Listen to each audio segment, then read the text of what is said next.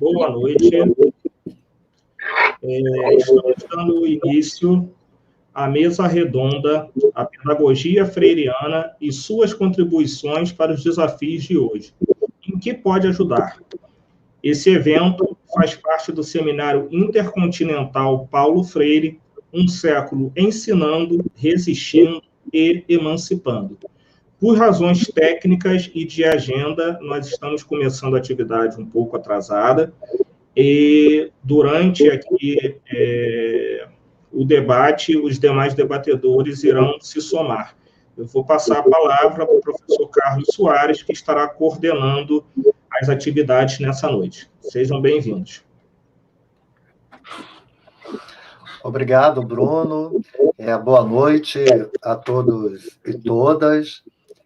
Estamos iniciando esse nosso último dia de evento aí do Seminário Intercontinental Paulo Freire, 100 anos, um século ensinando, resistindo e emancipando. E hoje teremos como tema a pedagogia freiriana e suas contribuições para os desafios de hoje. Em que pode ajudar? Teremos, nesse primeiro momento, a palavra da professora Socorro Calhau, nossa querida professora aqui da Universidade do Estado do Rio de Janeiro.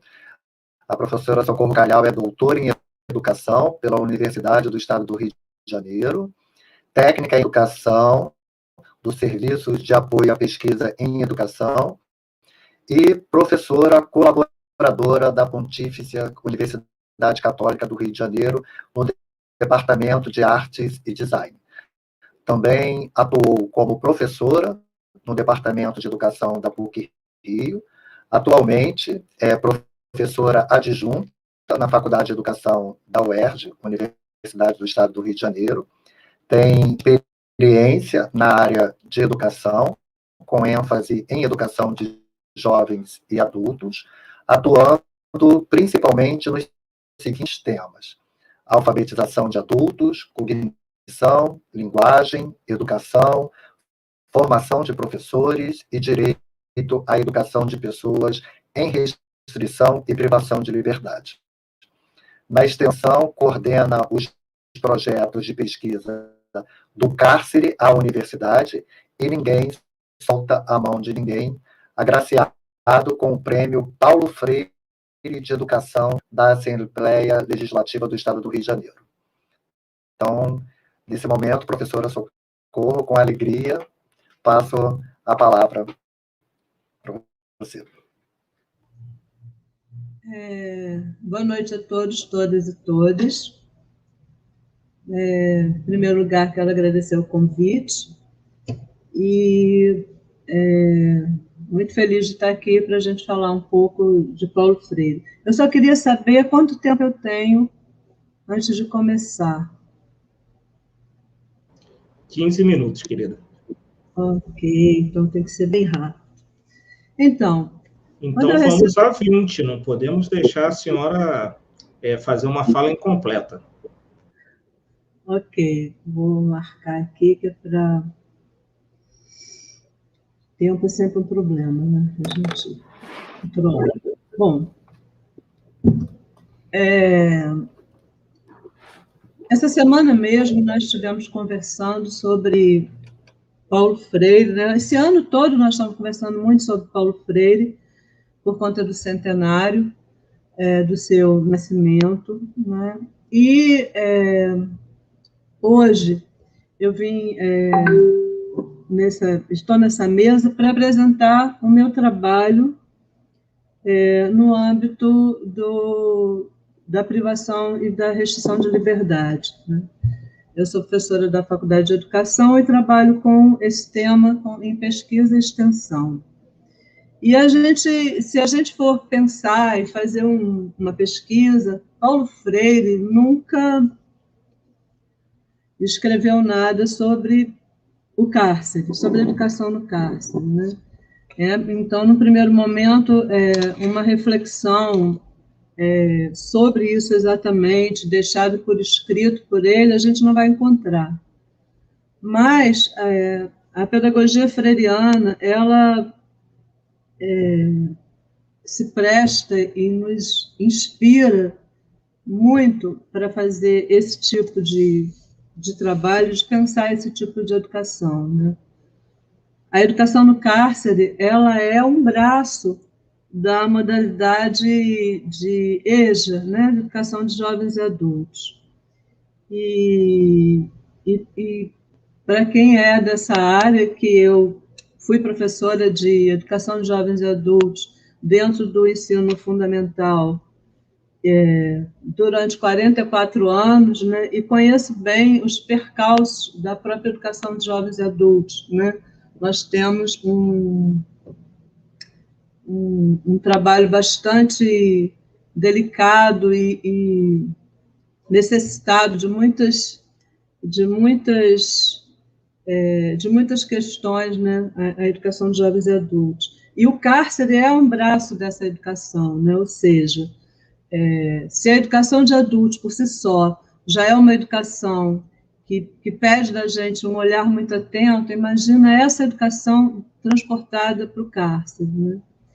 Então, a gente acaba achando em Paulo Freire, entre outros autores e de outros pensadores que tanto nos inspiram, um caminho para chegar até essa modalidade de educação.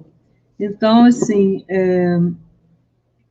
o que eu queria refletir hoje aqui era um pouco o trabalho que nós fazemos no âmbito da privação e da restrição de liberdade, trazendo um pouco dessa costura com o pensamento freiriano.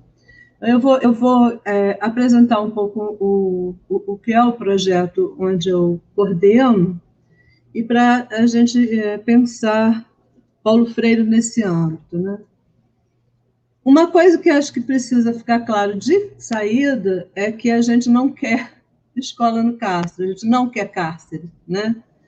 É o cárcere que tem que acabar. Então, assim, para ficar claro que a gente não pensa uma escola ideal no cárcere, a gente pensa o fim do cárcere. Mas, como é o cárcere que a gente tem, né, no momento, a gente pensa, então, a educação dentro do cárcere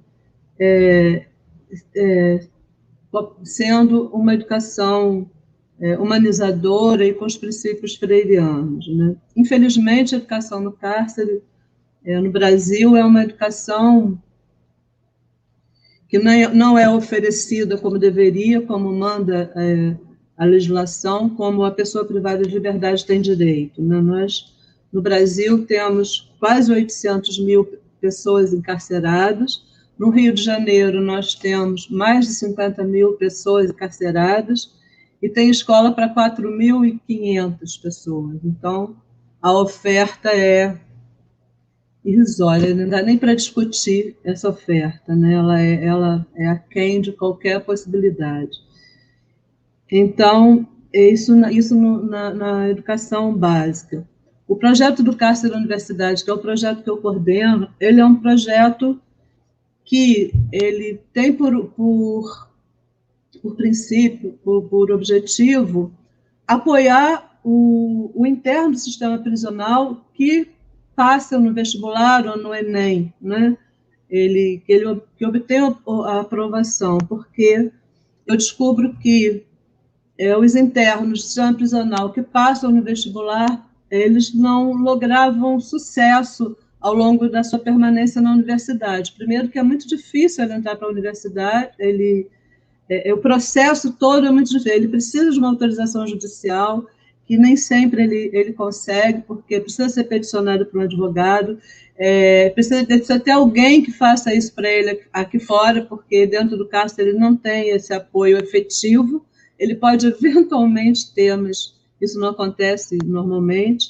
Então, o projeto ele vem esse projeto foi criado para que ele fosse recebido, na verdade, dentro da universidade que eu trabalho, que é a UERJ, e lá dentro da UERJ ele tivesse um percurso, um apoio para que ele permanecesse, para que ele se formasse, porque eu descobri que eles não se formavam. Os poucos, muitos passavam, poucos tinham acesso e nenhum se formava, né?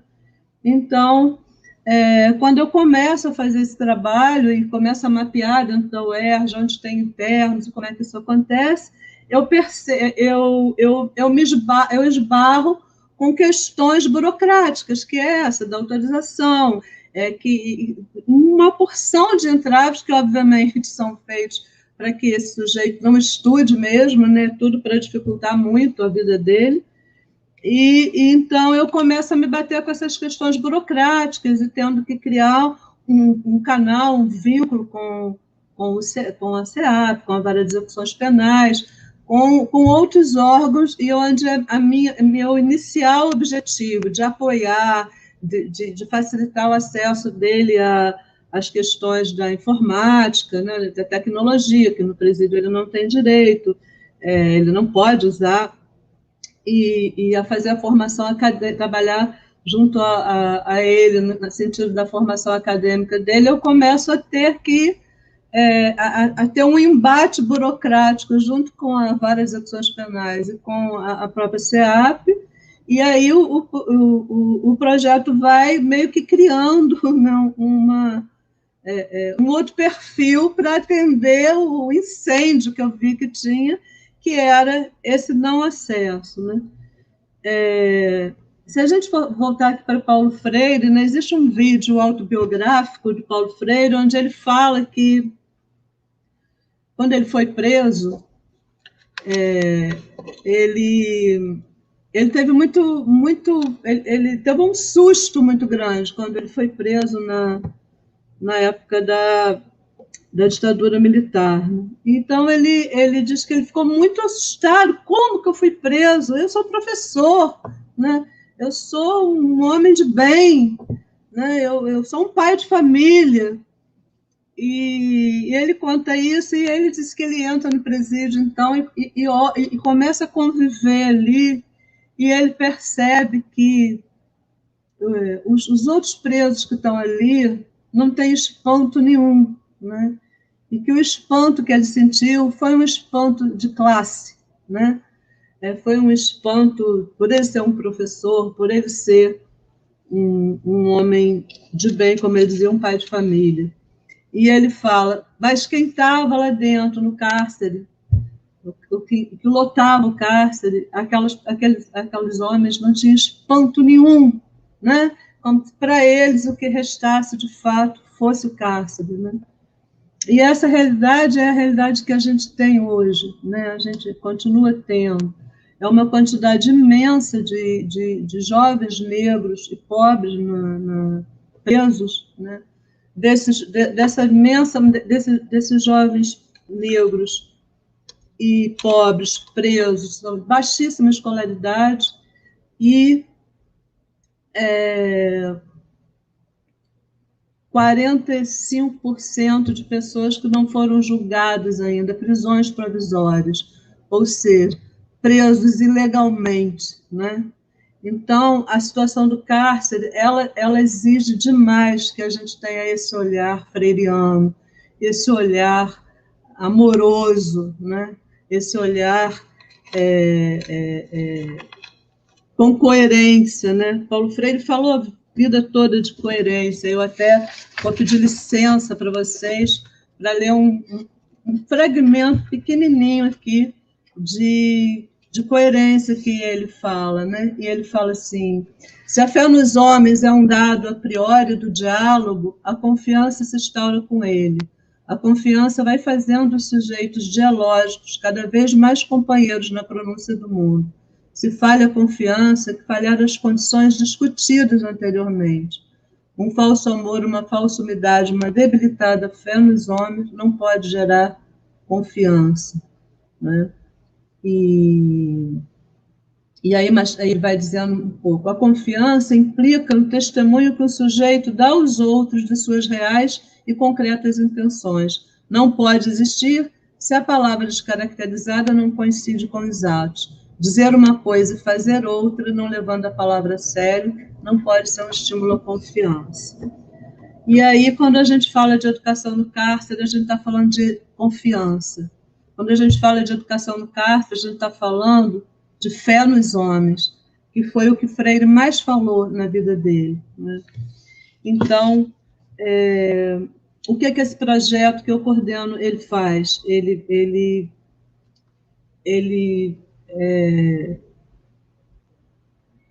confia que esse sujeito vai sair, vai fazer a sua faculdade e vai viver a sua vida. Ele garante, ele tem por objetivo garantir que esse direito à educação superior seja cumprido. E, então, o que o projeto tem feito, a equipe que eu tenho, sou eu tenho uma parceira de trabalho, o projeto existe desde 2011, eu tenho uma parceira de trabalho desde no final de 2012, que é uma parceira preciosa, mas é alguém que trabalha comigo numa condição de voluntário, né? Hoje em dia nem bolsista eu tenho, já até no início eu tive. Então, o que acaba fazendo é conversar com várias execuções penais, com cada juiz, explicar a situação, porque a liberação nem é uma coisa simples assim, é um processo que corre um semestre e ele fica reprovado. Por que ninguém se formava? Porque o que ele espera de autorização, ele não chega na universidade, né? Então, para ganhar um pouco de tempo, porque o tempo é curto, né? Nesses anos, com muitas lutas e muitas dificuldades, eu consegui ter um canal mais efetivo dentro da vara de execuções penais com juízes, para que essa liberação saísse mais rápido, porque a liberação ainda era semestral, então cada semestre era uma guerra nova, né? Que essa liberação saísse mais fácil, né? Mais rapidamente, que saísse para o curso inteiro.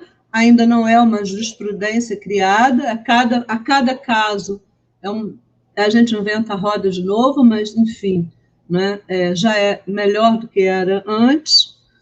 E quando o projeto começa a acontecer, um projeto que é criado para atender aos internos do sistema prisional que passam para a UERJ, os que passam para outras universidades começam a me procurar, porque eles sabem que eu faço isso e que o projeto faz isso, e eles acabam procurando também. Então, o que acaba acontecendo, então eu também comecei a atender quem passasse para qualquer outra universidade. As dificuldades, muitas, essas com a justiça, cada evento que tem fora daquele horário é um novo processo que você abre, é tudo bastante complexo, mas, mesmo assim, a gente tem um saldo de conquistas, perto do que era, já é um caminho, né? Obviamente, na reflexão que a gente faz aqui no âmbito do projeto, a gente já conseguiu participar com esse interno universitário, né, sendo um pesquisador de alguns congressos internacionais. A gente tem alguns internos, a gente tem até um interno que passou pelo projeto que tornou-se um escritor, né, que tem lançado seus livros. Então, a gente consegue caminhar de algum jeito, mas ainda com muitas questões a serem trabalhadas. O projeto ele tem um curso de formação no âmbito dele, né, de formação de educadores para atuar no cárcere, e a gente tem também uma parceria com um outro projeto muito incrível que se chama Escrevivendo a Liberdade, coordenado pela professora Vanusa Maria de Mello, onde a gente faz também esse projeto Escrevivendo a Liberdade, faz a formação de leitores e escritores de adolescentes privados de liberdade no DEGASE, né? Eu vou passar para vocês, que o tempo está acabando, que eu sei que o tempo é pequeno, um pouco dos números do projeto, e depois talvez a gente deve ter um espaço para conversar, e a gente conversa nesse espaço, né? Para falar um pouco do que tem, né, que conquistas a gente tem no projeto, a gente tem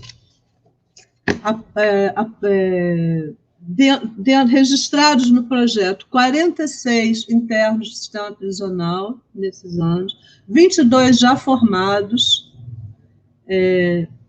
26 no momento cursando a universidade, 16 desses 26 estudam na UERJ, 26 distribuídos em outras universidades públicas e privadas do Rio de Janeiro, e 3 desistências.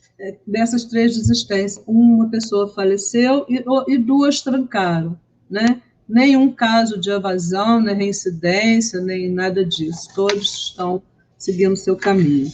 Então, para finalizar os números, dentro da UERJ, a gente teve 8 internos do sistema prisional fazendo pedagogia, com 4 já formados, 1 fazendo história, 1 cursando medicina na UERJ, 1 cursando arte, já formado, 2 cursando engenharia civil, 1 cursando filosofia, 1 que cursou física, já está formado, 1 cursando letras. E fora da UERJ, o projeto do cárcere apoia 2 internos universitários de educação física na UFRJ, 1 em gestão pública já formado, 2 em biblioteconomia, 1 fazendo nutrição. Na Unirio tem 7 cursando direito, 1 cursando teatro, 1 cursando biblioteconomia. Na Uniswan já tivemos 1 formado em história, na Unigran Rio 1 cursando farmácia, na Unesa 5 já formados em direito, 1 formado em gás e petróleo, 1 formado em arquitetura, 1 formado em radiologia, 1 formado em engenharia elétrica, 1 formado em pedagogia, 1 cursando direito, e 1 na Simmons, na UVA 1 cursando direito, e na Simmons 1 cursando administração.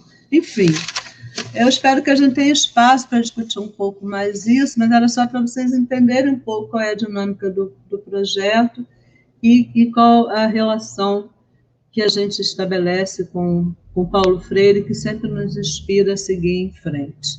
É só para não gastar o meu tempo, tenho 1 minutinho só, eu queria só dizer a vocês que, dentro desse trabalho, a gente tem outros subprojetos, né, que são curso de extensão. A gente tem um projeto dos internos passarem o sábado na Biblioteca Parque, lá na Presidente Vargas, enfim. E é isso, a gente conversa aqui para frente. Obrigada. Agradecemos, professora Socorro Calhau, pelas suas palavras, né? E nessa roda freiriana, que Freire nos invoca a esse diálogo permanente e vigoroso, é muito bom ouvir um projeto que nos traz cada vez mais a esperança e a fé nos homens, sobretudo em momentos tão sombrios, tão duros que temos vivido por conta de uma série de razões que vão desde do desgoverno, da pandemia, até projetos e políticas econômicas e sociais que acirram a desigualdade social, a fome, as injustiças, enfim, a miséria, e que levam milhares de brasileiros ao desalento e também os retirando da condição de sonhar e de conjugar o verbo que Paulo Freire tanto nos invoca a conjugar, que é o verbo do esperançar. Como diz o grande mestre, precisamos termos a perseverança, né, de perseverar, de esperançar, porque um povo sem esperança é um povo sem futuro. Então, o projeto da professora Socorro Calhau mostra o quanto que nós precisamos ter esse olhar freiriano cada vez mais atento, né, de amor, de acolhimento, de confiança e de fé nos homens. De fato, Paulo Freire tem contribuições incomensuráveis para a educação de jovens e adultos. E uma das características da EJA, né, tão carinhosamente como a gente chama a nossa educação de jovens e adultos, a EJA, uma das características da EJA é a diversidade dos sujeitos e a diversidade dos seus espaços educativos. Então, é na crença e na fé de que todos os espaços são espaços formativos, desde que sejam espaços que se propõem ao fortalecimento dos sujeitos, que se propõem ao empoderamento da fala, dos projetos de vida, e como sujeito histórico, né, que fazem história.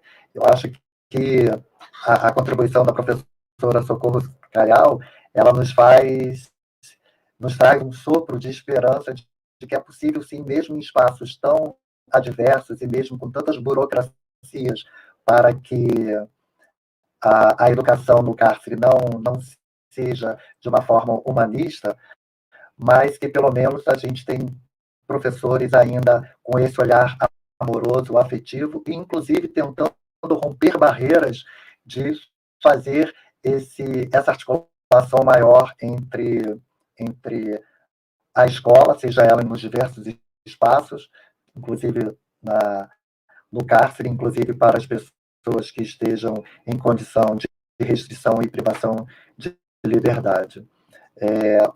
Os números que a professora Socorro Calhau trazem são bastante expressivos do sucesso desse projeto, né? E como muitas pessoas têm colocado aqui no chat, professora, felicitando por esse seu projeto, querendo saber mais desse projeto, querendo inclusive saber se existe uma página na internet sobre o projeto, porque é um trabalho corajoso e necessário. Então, nesse aspecto, mais freiriano do que isso,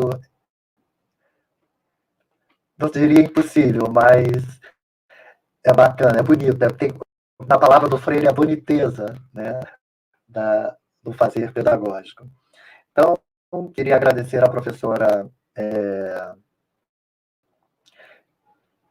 Socorro Calhau. Depois a gente vai abrir para algumas perguntas, para algumas considerações finais, tentando trazer aqui outras contribuições dos professores.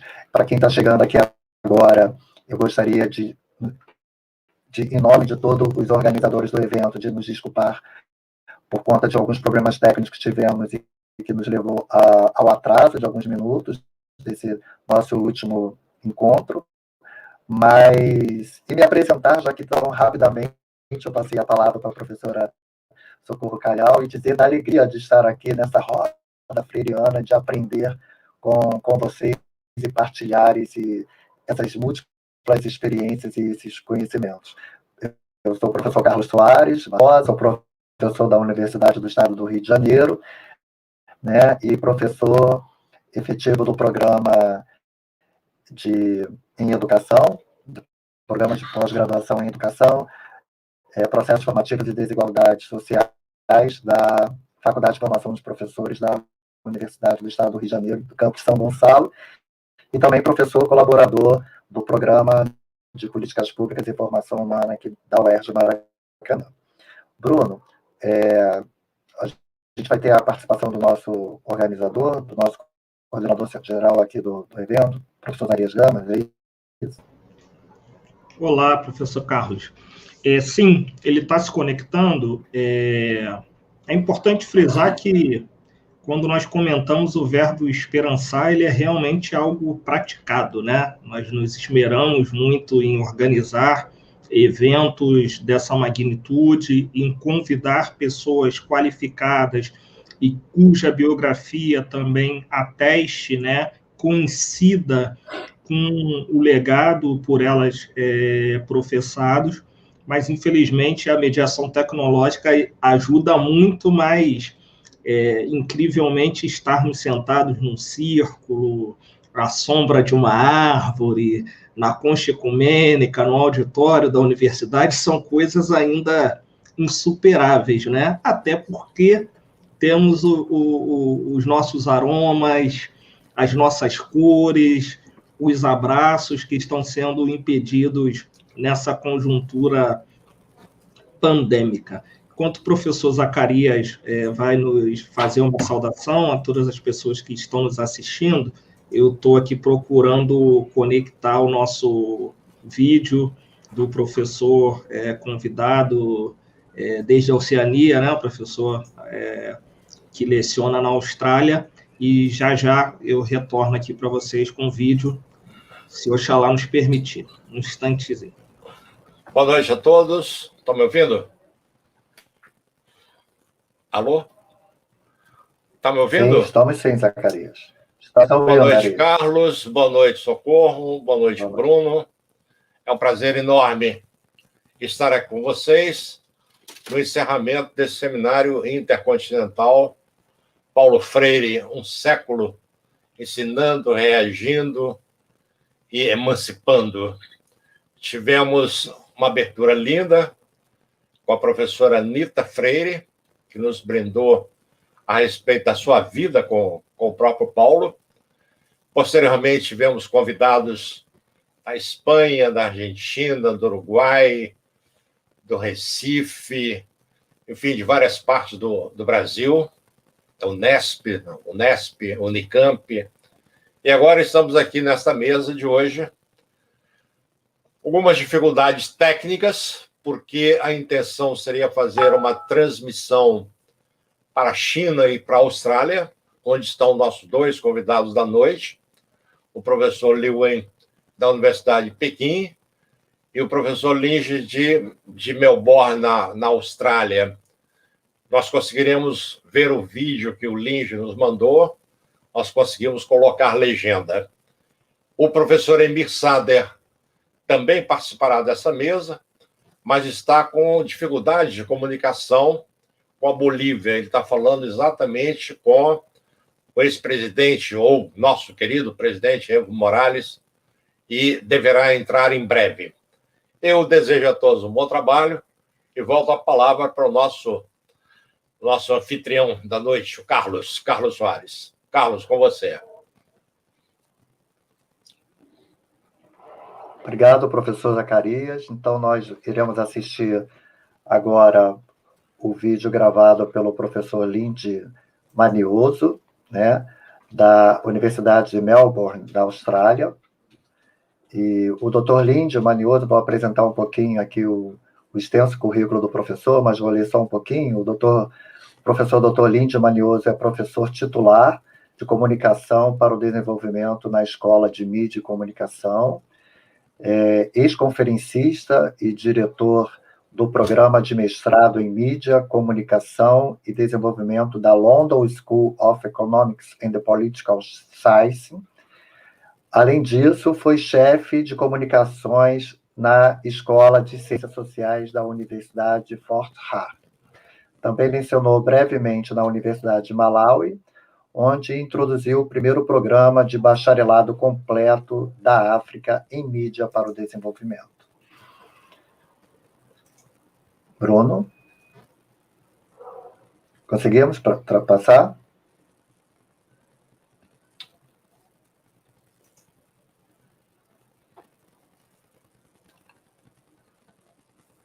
Bom, o Bruno está dizendo aqui que o vídeo não abriu. Bom, como é possível também a gente transmitir nesse momento o vídeo do professor, provavelmente esse vídeo vai estar disponibilizado aí pelo Bruno, né, Bruno? Você quer falar um pouquinho sobre isso?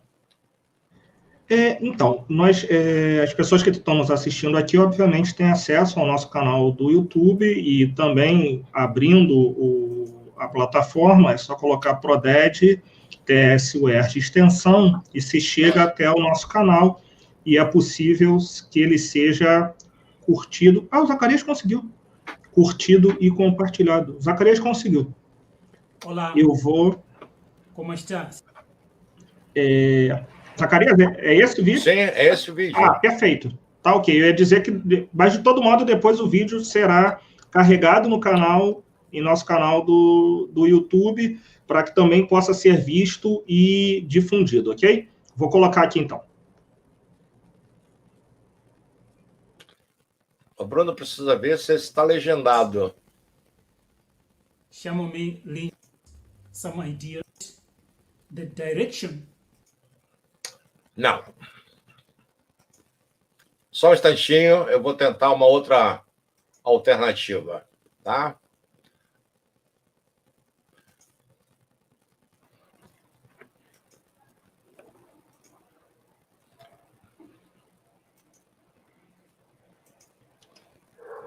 Mas ele estava legendado, professor Ele está Zacarias. legendado. Ah, tá. Sim. Então, continuamos. Dá o É porque play. não está aparecendo a legenda para mim. Como estás? Vai começar agora, legenda. Chamo-me Linge Manhoso. Sou professor da Universidade de RMIT in Melbourne, Australia. I am a communication for development scholar and practitioner, and my work has revolved around understanding, studying, and capturing citizen voices so that they are articulated properly and authentically within dominant and orthodox development policy formulation and implementation. In other words, my work, my scholarship, and my practice is all about celebrating people, making love to people, making love to the world. I know that we are celebrating the works and life of Paulo Freire. I would like to share some thoughts, some ideas, and some conceptual formulations with regards to what I think Freire stood for. I think it is important to remind ourselves and each other as to what Freire stood for, because of late, especially in the last 20 and 30 years, I have seen a number of organizations, institutions, and corporations, especially within the development industry, who have appropriated the works of Freire and are going about claiming that their work is rooted in the dialogical method of Freire.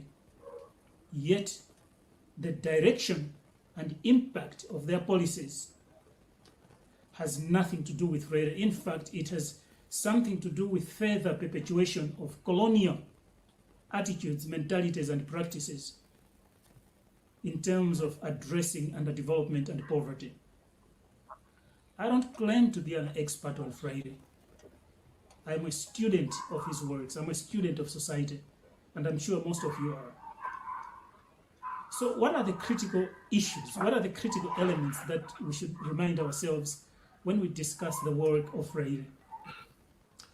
I have about 5 here that I'm going to share with you, and I'm sure the ensuing conversations are going to build on this and talk about further lessons and learnings from his life and works.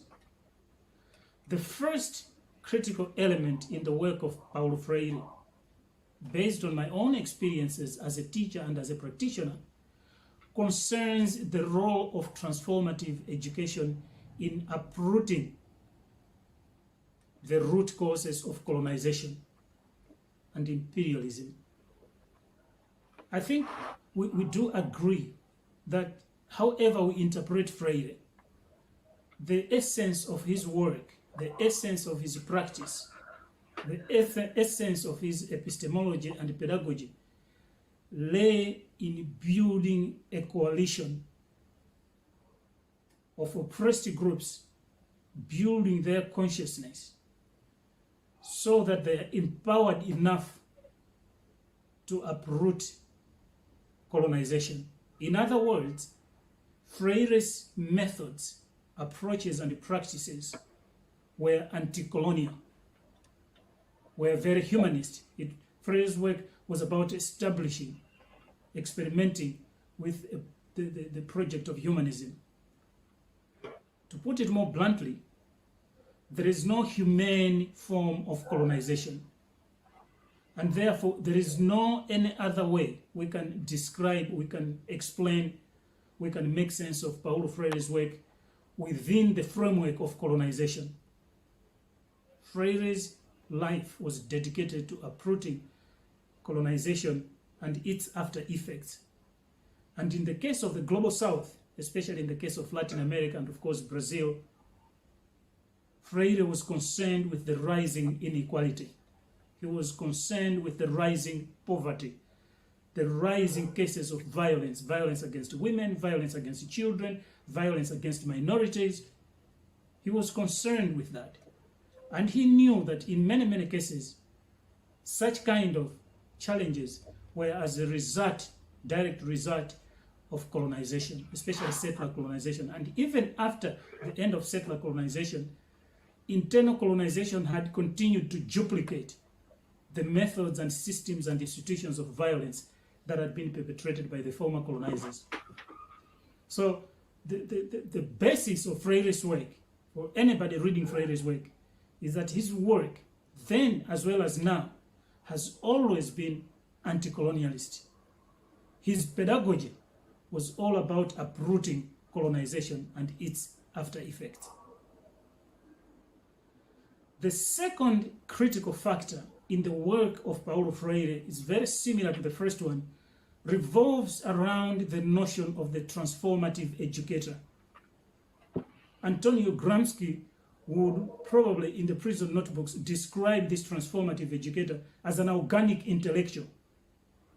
Organic intellectual in that they are cultivated by the class from which they come from. Freire's letters to Christina discusses an experience in childhood when they were experiencing poverty, their family were experiencing poverty. They were experiencing absolute poverty, lack of food and famine. And there was a time they saw, him and his brother saw a chicken, the neighbor's chicken, walking around in their yard. They grabbed it and killed it. And of course, in the evening, his mother cooked it and they ate in silence. But he would describe this experience years later when he became a very important man, responsible for formulating policies, educational policies in his state in Brazil, when he said, I understood what poverty meant. I understood what it meant to go to school on an empty stomach. And I knew that every time I would form policies, I would have these kids at the back of my mind. So in other ways, this traditional intellectual, this organic intellectual, this revolutionary educator, the transformative teacher, does not just emerge from nowhere. He is cultivated by a specific class, oppressed class from which he comes. But is Freire saying that we cannot have radical and transformative educators who come from probably privileged backgrounds? I don't think so. Perhaps the answer can be found in the introduction that Edward Said writes to Orientalism, the new introduction, the new revised introduction written in the aftermath of September 11, 2001 attacks in New York City.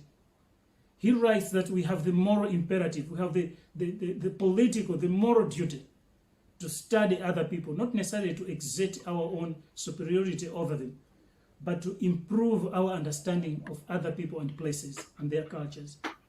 So even if somebody is born from outside the context of oppression and subalternity, they do, as long as they're able to learn, to humble themselves and learn about a particular class experience and appreciate that, then they are able to work with an oppressed group in their revolutionary struggle to transform their own society. What is essential is that a transformative educator, this organic intellectual, must have deep passion, must have deep respect for the people they are working with. There is no two ways about it. You have to have deep respect and passion for the people. Which brings us to a third factor in Freire's work, and that is dialogical communication. In this beautiful book, We Make the Road by Walking, which was like a spoken book with this American educationist, Miles Horton, Freire talks about himself. He says, I'm a man of radio and television. But he doesn't claim to be an expert. What he's trying to do is to explain the importance of communication in his praxis. The whole concept of dialogical communication is given adequate consideration in chapter 3 in Pedagogy of the Oppressed, where he describes dialogical communication, dialogue, not just as content, not just as process, but as an institution that should be established and sustained over a long period of time to enable marginalized groups to contribute sustainably to ongoing discourses and discussions about the future and nature of their own society. So it's no longer just a question of establishing focus group discussions. It's not just a question of doing interviews or people talk about participatory consultations. That's not it's not just about that. It's about having mechanisms in place within our governance systems that allow for subaltern groups to speak and be heard. To such an extent, if we were to ask the question by Gayatri Spivak, can the subaltern speak? The answer should be a definite yes. But that can only happen if the mechanisms are there to open up conversations for groups, for oppressed groups, especially those that don't have access to lines of social mobility. So dialogue is a necessary component of a revolutionary educational praxis.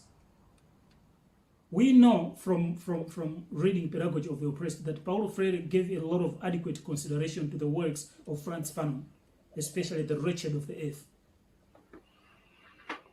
But we also know that if he had had time at that time to read another of Fanon's books, that is A Dying Colonialism, he would have read a chapter there, a chapter that talks about the voice of free Algeria. This is a chapter in which Fanon discusses the revolutionary practices by broadcasters belonging to the rebel soldiers during the Algerian fight for independence, which involved interrupting French broadcasting signals from Paris and broadcasting their own news and content that aimed to empower people, to give them a new revolutionary spirit and direction. So even if we are talking about media and communication policy, we are not just talking about opportunities for people to speak up, like having community radios. That's not sufficient enough. We are talking about enabling policy to ensure that the orientation, the philosophical orientation of our media and communication systems are driven towards establishing a society that is more equal, more just, and more democratic. Which raises a concern, especially because nowadays in our modern democracies, a lot of our institutions have been privatized by the state has been privatized itself. To an extent, it has been captured by private interests. So we might think that there is a lot of liberalism in the media and communication industry and the telecom industry. But we find that a few politically connected individuals and institutions are the ones who have ownership and control of our media and communications policies, institutions, and platforms. So these have no interest at all in terms of liberating oppressed groups. They're there to serve their own bourgeoisie interests. A fourth factor that we can also not forget, which is very critical and emerges from Pedagogy of the Oppressed, whose theme is carried over into Letters to Christina, is the notion of empathy. For Freire, empathy is not just about putting forward proposals to execute a charity intervention. It's not just about charity. Empathy for Paulo Freire is a facility for understanding and embracing oppressed groups. To be empathetic is to establish political solidarity. To emphasize this, because Paulo Freire's work were also informed by liberatory theology. We go back to Father Gustavo Gutierrez, who writes in A Theology of Liberation, describing the preferential option for the poor, where the church, not just as an institution, but as a collective of individuals, God-fearing individuals, the church deliberately undertakes the vow A solidariedade linda. to take Jesus back into the community, to talk about Jesus as not just the Son of God, but as the Son of God who is really interested in redeeming people from both their spiritual as well as material poverty. In fact, when I'm reading Freire's works, it takes me back to the Sermon on the Mount, where we read about the Beatitudes. Blessed are those who hunger and thirst for righteousness. It's written there. So this empathy, this solidarity, is one that is described in Matthew 5, where the transformative educator deliberately undertakes the vow, undertakes the initiative to position themselves in relation to oppressed groups of people. Which brings us to point number 5, which I think is very critical, because it's prevalent in all of Freire's work. And that is the critical aspect of Freire as a Christian. There has always been a misconception that when one is Marxist, then they are anti-God, anti-Christian. But we see from some of Freire's interviews on YouTube and other online facilities that for him there is no dichotomy at all. It's not a dichotomous relationship. It's not an antagonistic relationship. It's like the same continuum that whose pendulum swings between Marxism and Christianity. When he initially went out to work with poor communities, Freire was actually expressing his faith in God, the gratuitous love of God, as a pastoral vocation. And it is there that he begins to learn about Marx, that the ideals he had believed in at a spiritual level, the ideals of hungering and thirsting for righteousness, are the ones that Marx expresses in various publications of his. The idea that inequality can be uprooted, the idea that the means of production can be owned by the workers. And I like this thought a lot, because nowadays in the academy, wherever we are working, whether it's in development practice, the mere mention of God, sometimes raises eyebrows. It's like you have mentioned something that is not supposed to be mentioned. But I always ask people who claim to practice, to implement Freire's works, how can you claim to practice Freirean principles when you disavow the Christian, the godly foundation of his works? I see no difference between the Sermon on the Mount and Freire's works with regards to participation, to dialogue, to liberation. It's about rescuing the opportunities and making them available for people who have always been marginalized, who have been left behind by capitalism, globalization, and imperialism. Now, friends, I don't seek to claim to be an expert, as I said, but I thought it is imperative that we share some ideals, some thoughts with regards to the work of Freire. Because there is often a tendency to forget what actually happened and remember things that did not happen. That's what George Orwell talks about in Animal Farm. And as we celebrate Freire, let us celebrate his works in its truthfulness, in its entirety, not subtracting, not adding things that were not there. Yes, we are going to adapt, considering that the times are changing. But they are central pieces of his works, central pieces of his thoughts, his ideals, issues to do with dialogue, to do with transformation, to do with liberation, to do with empathy, love, humility, to do with God, to do with Jesus, to do with anti-colonization, and to do with humanism. That cannot be discarded, cannot be appropriated and edited out of his works. I want to wish you well in your discussions, and I'm sure that at a certain point our paths are going to cross. Let us continue these conversations now and forever. Thank you. Obrigado. Diabuleira.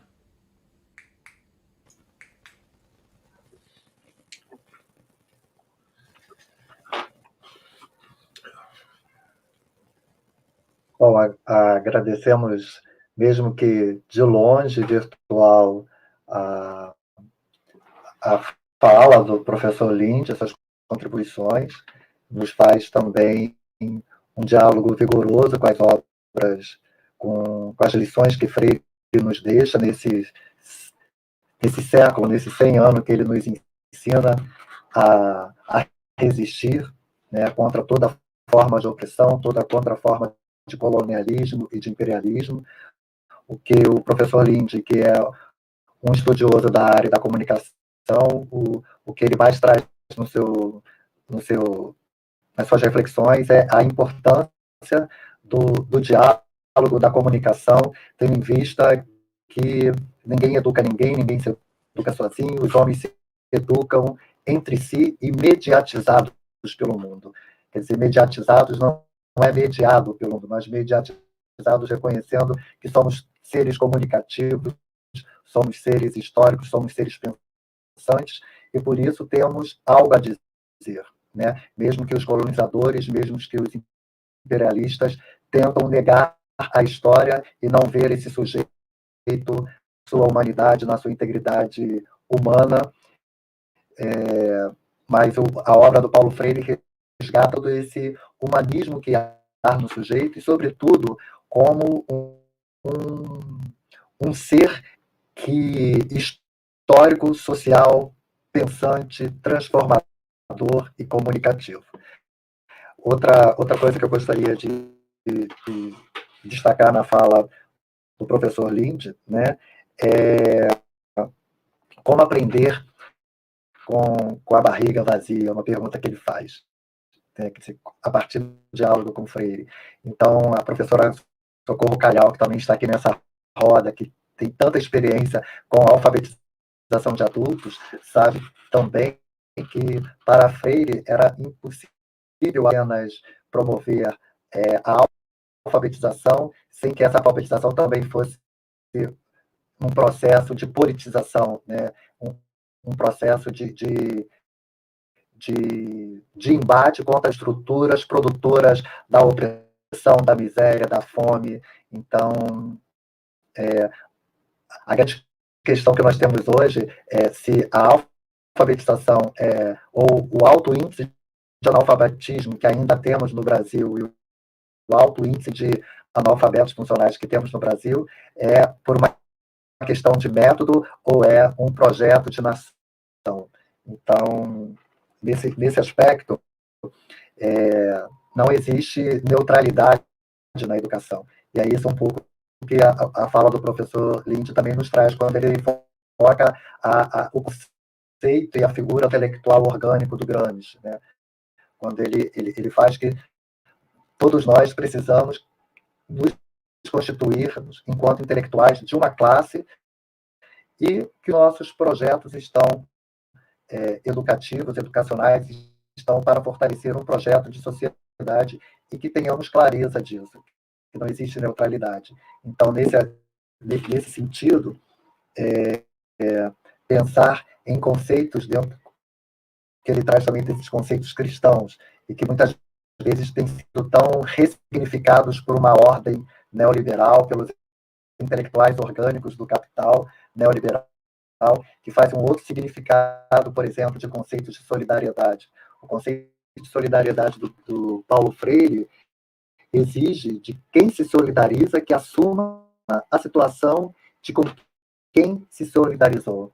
Ou seja, solidarizar é você colocar também no lugar do outro, mas dando voz a esse, tendo em vista que a pedagogia do oprimido, que é uma pedagogia necessária para a educação como prática de liberdade, ela só se faz com o oprimido, com ele, né? Então, dar voz a todos esses que a história e que todos os mecanismos, relações de poder e opressão tentaram silenciar, dar voz a esses sujeitos é o que Paulo sempre tentou e nos ensinou.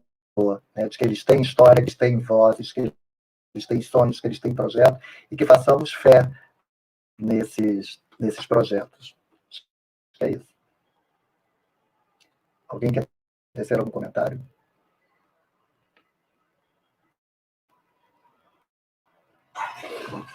Não, eu gostaria, não necessariamente um comentário, mas agradecer muito ao esforço técnico do Bruno, né, para efetivarmos essa transmissão, ao esforço da Socorro.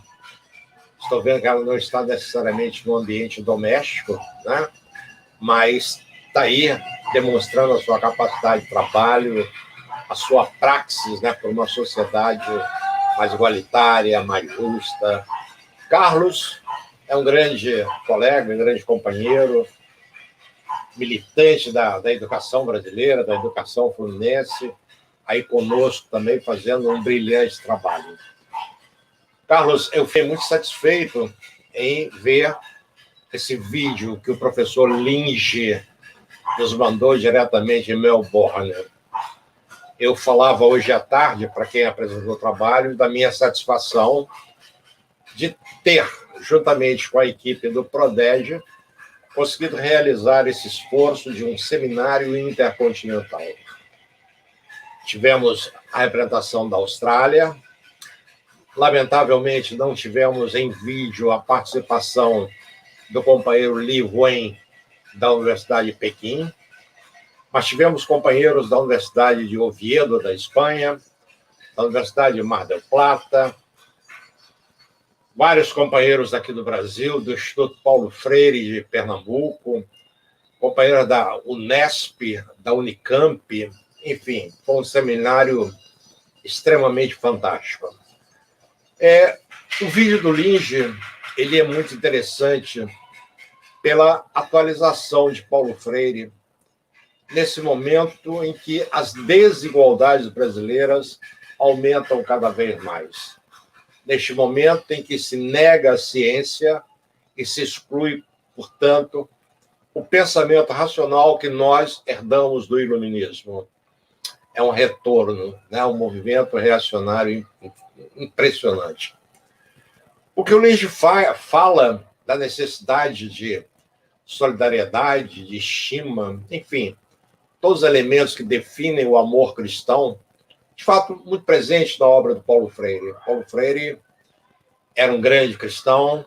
Paulo Freire, ao se exilar do Brasil, ao ser perseguido aqui, ele vai para Genebra, vai trabalhar no Conselho Mundial de Igrejas, e sempre pensando muito claramente na antecipação humana do reino de Deus. Me chama muita atenção que hoje, por exemplo, Honest, da Escola de Frankfurt, vem desenvolvendo um conceito que abarca todos eles. O Honest vai nos dizer que somente incluir não é importante. Socorro, somente dar liberdade a todos, né? Os apenados, os enclausurados, não é suficiente. Sairão da prisão e viverão em que condições fora dessa prisão?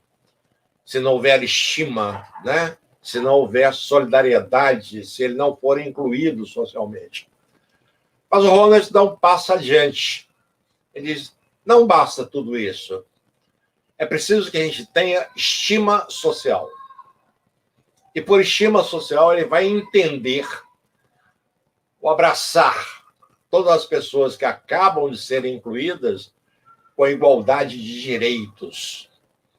De nada adianta eu liberar o encarcerado, de que a Socorro nos fala, tá?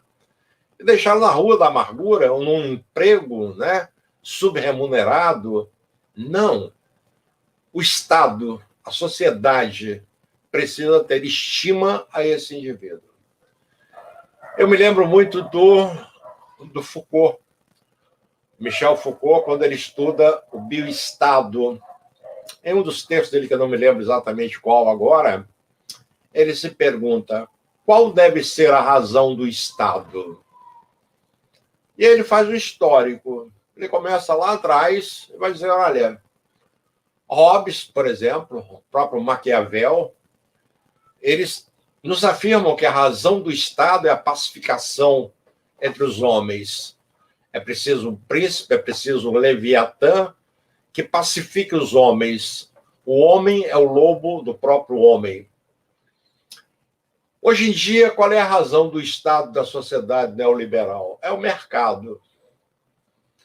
Então, na medida em que esta razão de mercado ela é central na vida da sociedade brasileira, as vidas não importam. Podem morrer 460 mil pessoas e o Estado faz graça com isso. Podem estar contaminados quase 20 milhões de brasileiros e o Estado não compra a vacina e não produz uma mobilização de vacinação geral da sociedade brasileira.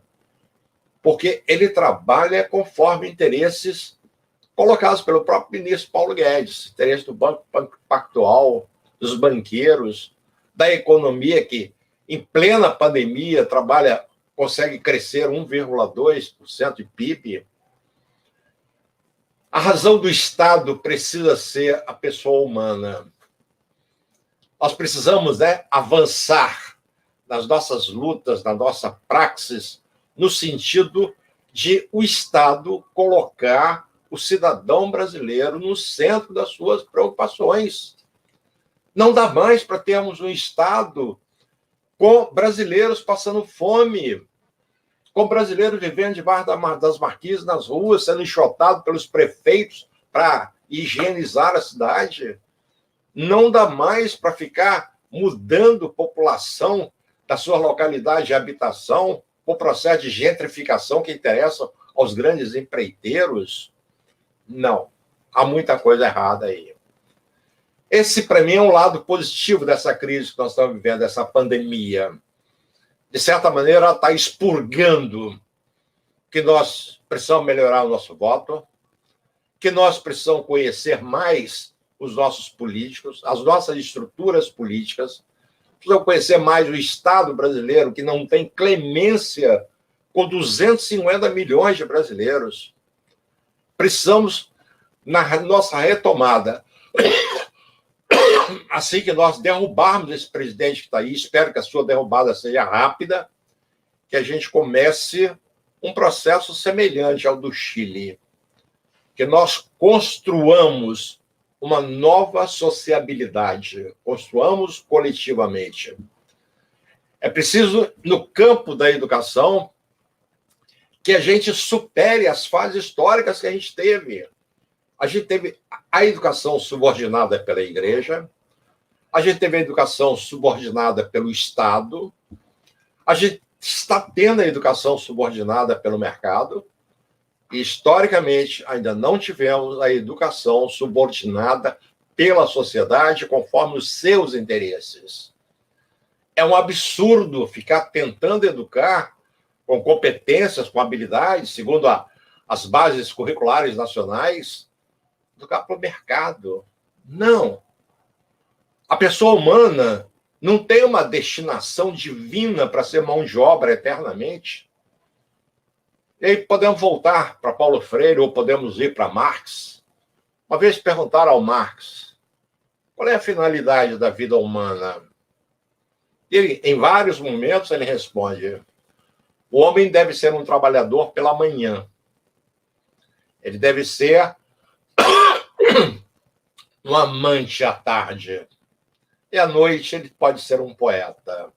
Isto é, o homem tem que trabalhar para reproduzir as suas condições materiais de sobrevivência. O homem tem que amar e reproduzir a sua espécie. E o homem tem que ser poeta, entendendo a poesia como uma das mais belas artes, né, que a gente pode abstrair as belezas existentes na face da Terra. Ao ser poeta, ele se eleva espiritualmente, que é lá o que o Paulo Freire quer.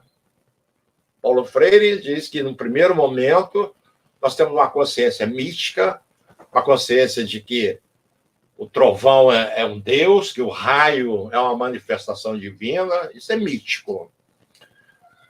O processo começa, né, de superação dessa consciência mítica e nos leva ao meio termo. Não somos mais ingênuos, nem tampouco somos pessoas descoladas, capazes de uma compreensão individual do mundo. Estamos numa transitividade. Finalmente chegamos na consciência crítica, que é o estágio hegeliano, paulo freireano da desalienação, e é o mesmo estágio do Marx na sua desalienação. Nesse momento, se todos os homens estão desalienados, se todos os homens têm uma consciência crítica, consciência de si, consciência da sua classe, consciência do seu papel histórico, nós, em condição de igualdade, somos capazes de construir um novo mundo. Paulo Freire tem muito a nos ensinar, mas precisa ser desbastado das más interpretações de Paulo Freire. Há muita interpretação que transforma o Paulo Freire num ser genérico, que explica qualquer coisa, que cabe em qualquer lugar, que dialoga com qualquer pessoa.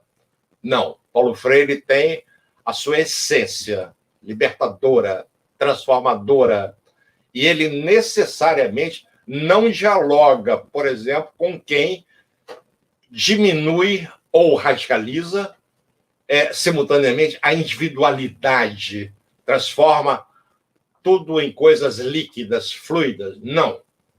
Paulo Freire não quer nada líquido. Paulo Freire quer uma concretude de homens com consciência crítica que transformem as estruturas produtoras e reprodutoras de injustiça, que possam viver num mundo igualitário. É o mundo que o Marx vai chamar de o reino da liberdade, o reino da abundância, onde não haverá, como em Cuba, nenhuma criança dormindo faminta debaixo de uma marquise. Eram esses meus comentários, Carlos. Eu encerro por aqui, mais uma vez, dando os parabéns a vocês. Bruno nos ajudou muito.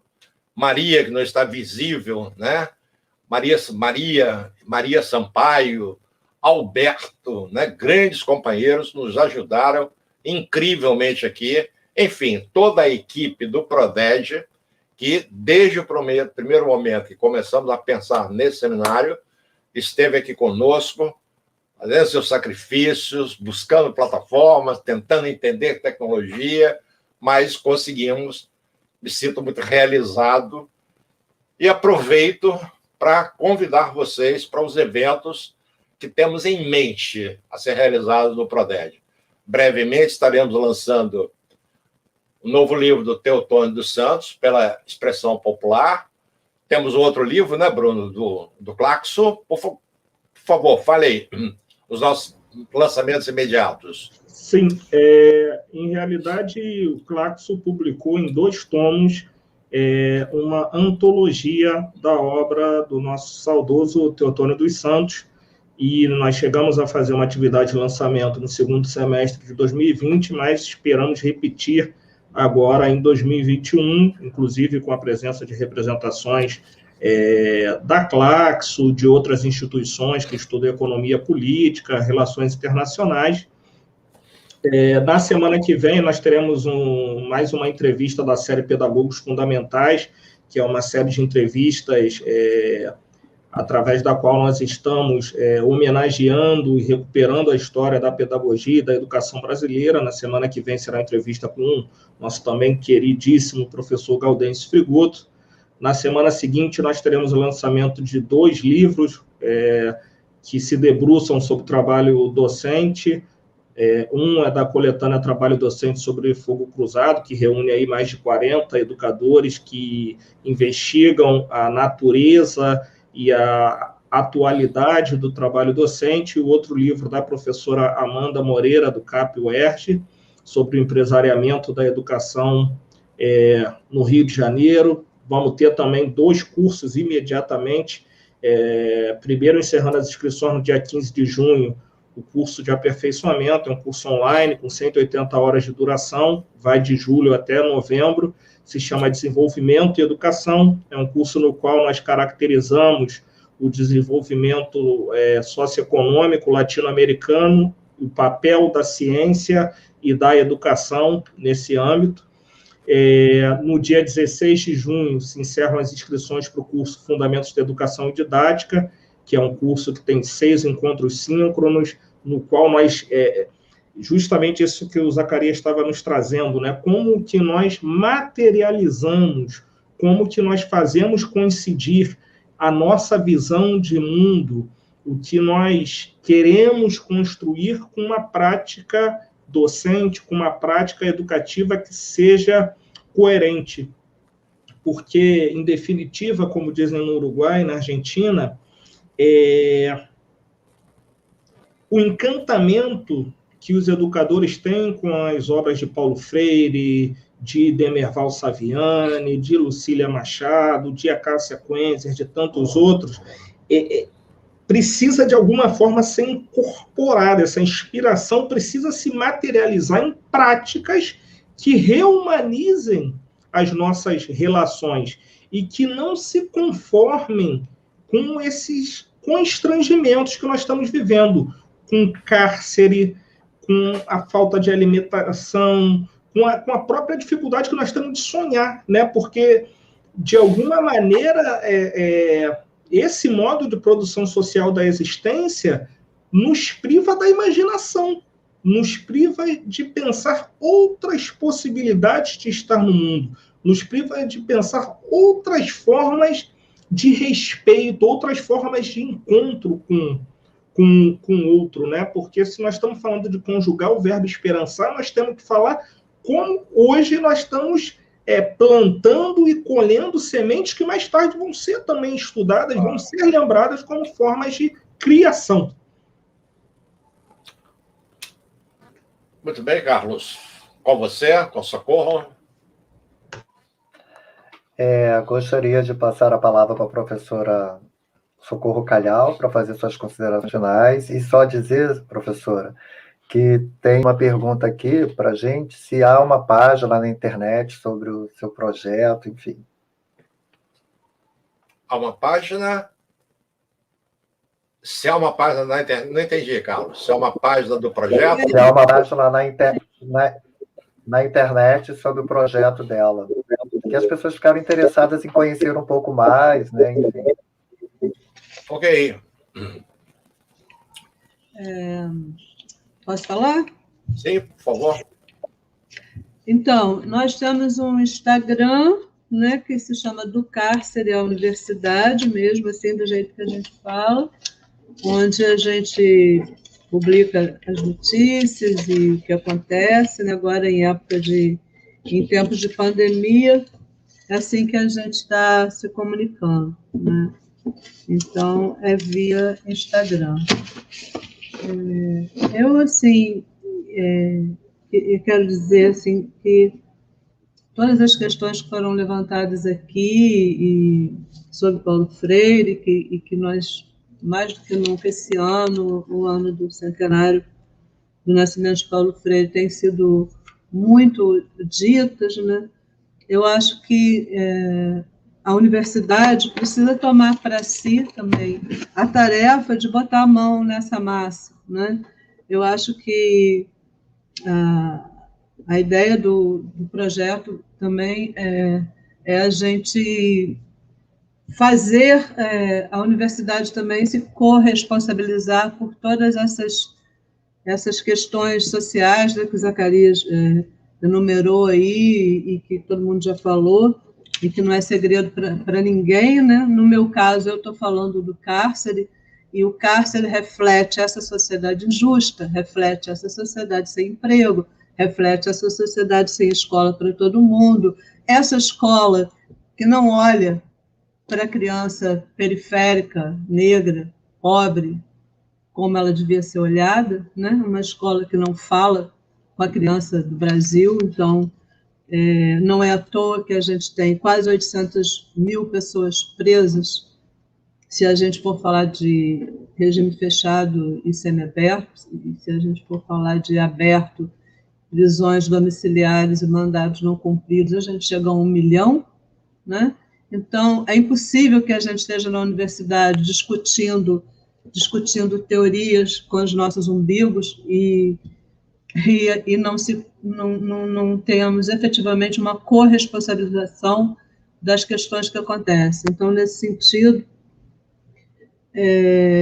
eu acho que Freire nos inspira também a estar nessa frente de trabalho, né?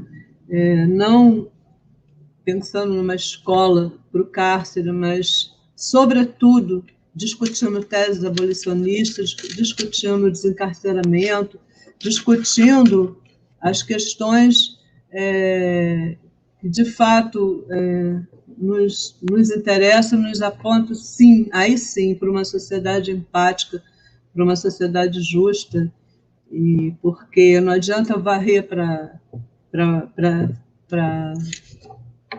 debaixo do tapete, nem imaginar que as coisas acontecem sozinhas, não acontecem, né?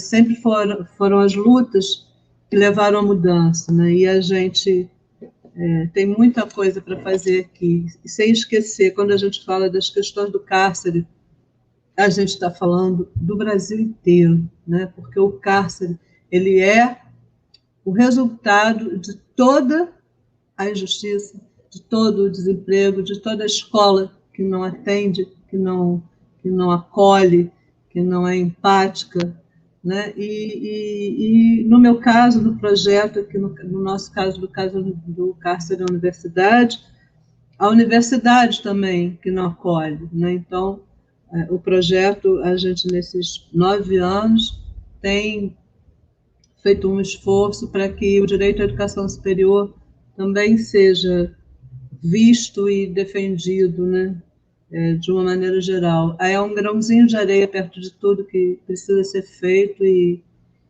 que tem aí de trabalho pela frente, né? Mas a gente segue fazendo o que a gente dá conta e tentando espalhar essa briga boa, como dizia Paulo Freire, né? Paulo Freire chamava de briga boa, para que os direitos sejam cumpridos e que a gente, de fato, caminhe rumo a uma sociedade melhor. Eu agradeço aqui o convite, né, do encontro, e deixo aqui meu abraço para todo mundo que está assistindo, que está se preocupando com as questões da educação no Brasil, principalmente nesse momento que a gente está vivendo de pandemia e de crise política e de verdadeiro caos social. É isso, gente. Boa noite a todos, todas e todas. Bem, com essa palavra de encerramento da professora Socorro Calhau, nós também quero agradecer a participação de todos e todas que estiveram aqui nos assistindo nesse encontro e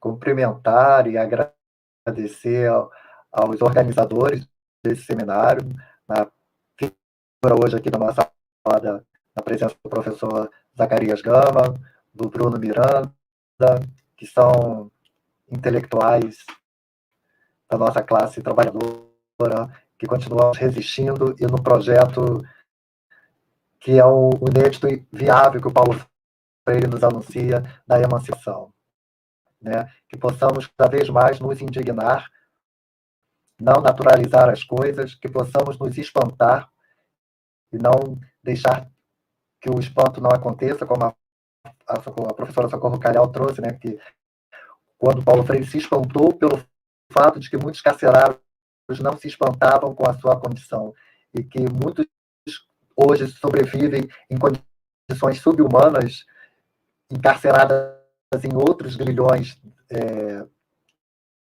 da miséria, da pobreza, mas que também não estão se espantando com isso. Então, o que precisamos é de uma proposta educativa que venha trazer mais essa consciência crítica, essa praxis e essa educação transformadora para que a gente possa construir uma nova sociabilidade mais afinada com os interesses dos trabalhadores.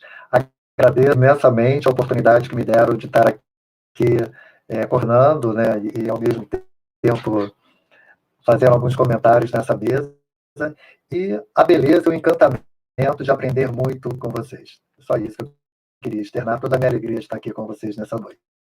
Tá bom? Um abraço a todos e todas.